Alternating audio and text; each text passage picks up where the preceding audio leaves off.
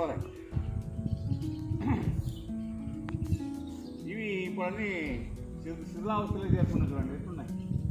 ఈ ధనం కోసం అని ఇవన్నీ చేసి శిథిలావస్థలు చేసినారు. పూర్వము గడస్తంభం కలిసి అక్కడ ఉంది, శిల్పము చాలా ఉంది.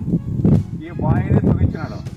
ఎందుకు బాగా తొలగించినాడంటే ఇక్కడ శివాలయంలో శివుని ప్రతిష్ఠ చేసినాడు, ఇక్కడ వీరభద్ర స్వామిని ప్రతిష్ఠ చేసినాడు యువతల చేసి. ఇక్కడ ఆధ్యాత్మికంగా ధ్యానం చేసుకునే వాళ్ళకి కానీ, పూజ చేసుకునే వాళ్ళకి కానీ, స్నానాలు చేసుకొని సంధ్యావందనాలు చేసుకొని ఇక్కడ స్వామికి అభిషేకం చేసుకునే దానికోసం అన్నీ ఏర్పాటు చేసినారు. పూర్వము ఆయన వచ్చేసి మల్చెట్టి అనే ఆయన వడ్డే వాళ్ళకి ఒప్పందం చేసినాడు. భూముడు బంగారు ఇస్తానని చెప్పి ఈ బాయ్ అంతా శిల్పి తయారు చేయించినాడు. పూర్తిగా అయిపోయిన తర్వాత గొడ్లు తూముతో ఇచ్చినాడంట బంగారం. ఇచ్చింటే వాళ్ళు ఏం చేశారు, శాపం పెట్టారు. ఈ నీళ్లు ఇక్కడ మనుషులకు కానీ పశుపక్షాలు కానీ ఏమిటికి అవసరం రాకుండా అయిపోనని చెప్పి శాపం పెట్టినారు అని పూర్వము పెద్దల మాట. మేము ఇంతవరకు విన్న మాట అది. ఇక్కడ శివలింగం చాలా అద్భుతంగా ఉండేది. ఇది శివలింగము, వీరభద్ర స్వామి, మరి ఇంకా ఇక్కడ ఆంజనేయ స్వామి, ఇంకా అక్కమాదేవి లోపల ఇక్కడ ఇక్కడ దిగే చోట అక్కమాదేవి, వినాయకుడు అందరూ ఉన్నారు లోపల. ఇవన్నీ తయారు చేశారు ఈయన పూర్వము. ఇప్పుడు ఇది ఎంత ధనం కోసమని అన్నీ పడుకొట్టి, రాళ్ళు మొగలు కొట్టి, ధ్వజస్తంభం మొగలు కొట్టి, గడస్తంభం మొగలు కొట్టి ఇవన్నీ శిథిలావస్థకి పడిపోయినాయి.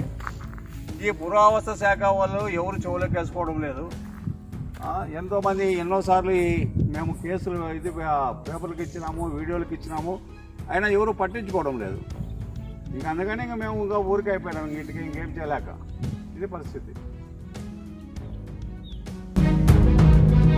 మన ఏది దీన్ని ఏమంటారబ్బా, శిల్పులు చెక్కినారు లోపలికి. అవన్నీ ఇప్పుడు నీళ్లు వర్షాలు ఈసారి ఎక్కువైపోయినాయి కదా. ఇక్కడికే ఉన్నది నీళ్ళు, ఇటుకే ఉంటుండే ఇక్కడికేను.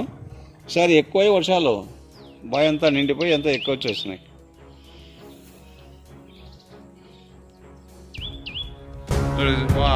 అప్పటికే